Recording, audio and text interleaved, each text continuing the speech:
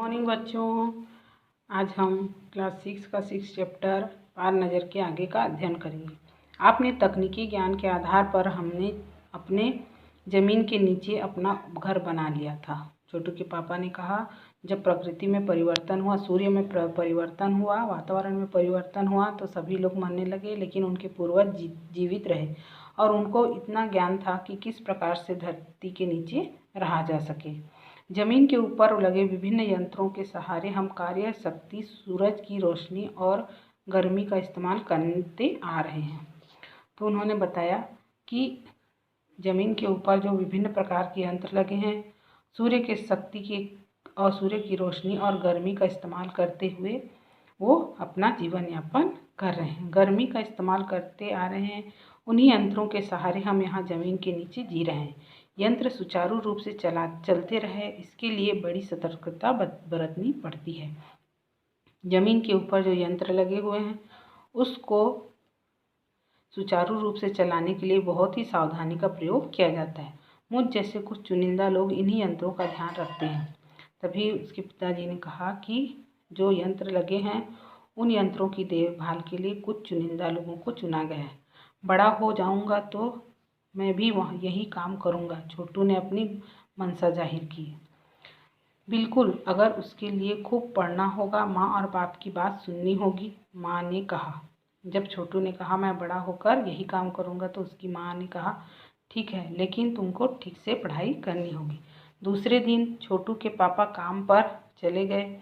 देखा तो control room का वातावरण बदला सा था। जब दूसरे दिन छोटू के पापा कंट्रोल रूम में गए तभी वहाँ का वातावरण उनके बदला हुआ लगा। शिफ्ट खत्म कर घर जा रहे स्टाफ के प्रमुख ने टीवी स्क्रीन की तरफ इशारा किया।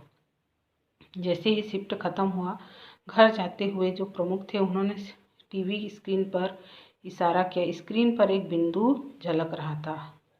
वह बताने लगा, यह कोई आसमान का तारा नहीं है, क्योंकि कंप्यूटर से पता चल रहा है कि यह अपनी जगह अडिग नहीं रहा है।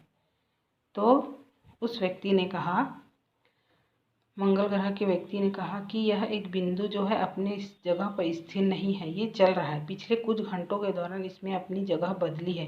कंप्यूटर के अनुसार यह हमारी धरती की तरफ बढ़ता चला रहा है।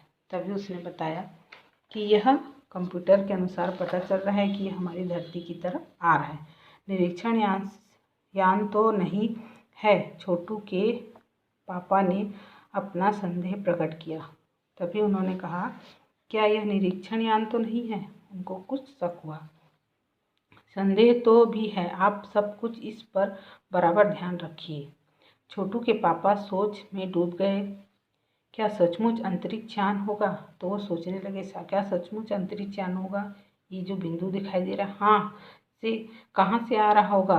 सौरमंडल में हमारी धरती के अलावा और कौन से ग्रह पर जीवों का अस्तित्व होगा? तो वो सोचने लगे, इस धरती के सिवाय और कहाँ पर जीवों का अस्तित्व होगा? कैसे हो सकता है? और अगर होगा भी तो क्या इतनी प्रगति कर चुका होगा कि अंतरिक्ष यान छोड़ सके? तो वो सोचने लगे, तो दूसरा ग्रह क्या इतनी उन्नति कर चुका है जो एक यान छोड़ सकता है? वैसे तो हमारे पूर्वज ने भी अंतरिक्ष यानों उपग्रहों का प्रयोग किया था। वो सोचने लगे कि हमारे पूर्वज जो थे वो भी अंतरिक्ष यानों का प्रयोग करते थे, मगर अब हमारे लिए यह असंभव है। इसके लिए आवश्यक मात्रा में ऊर्जा तो दो। काश इस नए मेहमान को नज़दीक से देखा जा सकता हो। वो सोचने लगे कि पर्याप्त ऊर्जा न होने के कारण हम कोई यान नहीं भेज सकते। फिर सोचने लगे कि कोई नज़दीक से देख सकता हूँ क्या इसको? हाँ, अगर इसी तरफ आ रहा होगा तो यह संभव हो सकेगा। देखो, अब अंतरिक्ष यान से एक यांत्रिक हाथ बाहर निकला।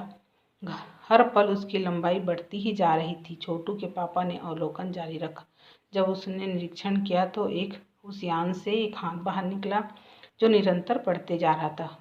कॉलोनी के प्रबंधक समिति की सभा बुलाई गई। अध्यक्ष भाषण दे रहे थे। हाल ही में मिली जानकारी से पता चला कि 2 अंतरिक्ष यान हमारे मंगल ग्रह की तरफ बढ़ते आ रहे हैं। इसमें से एक अंतरिक्ष यान हमारे इर्द गिर्द चक्कर काट रहा है। तभी कॉलोनी के प्रबंधक समिति का सभा बुलाई गई और अध्यक्ष को भाषण दे रहे थे। मिली जानकारी से पता चलता है कि मंगल ग्रह की तरफ बढ़ते चला आ रहा है। कंप्यूटर के अनुसार ये अंतरिक्ष यान नज़दीक के ही किसी ग्रह के छोड़े गए हैं। तब कंप्यूटर से पता चला कि पास के ही किसी ग्रह ने इसे भेजा है। ऐसी हालत में हमें क्या करना चाहिए, इसकी कोई सुनिश्चित योजना बनानी जरूरी है। नंबर 1, आपका क्या सवाल है?